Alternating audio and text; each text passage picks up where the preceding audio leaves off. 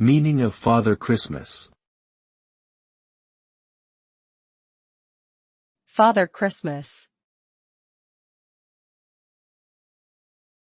Father Christmas.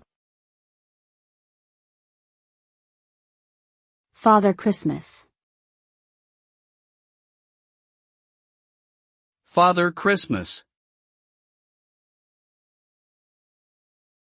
Father Christmas is a traditional figure associated with the Christmas holiday. In some cultures, he is depicted as a jolly old man with a white beard and red suit who brings gifts to children on Christmas Eve.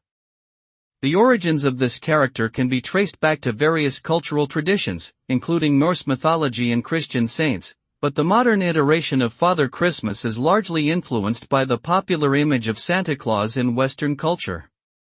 Overall, Father Christmas serves as a symbol of the spirit of generosity and kindness that is associated with the Christmas season.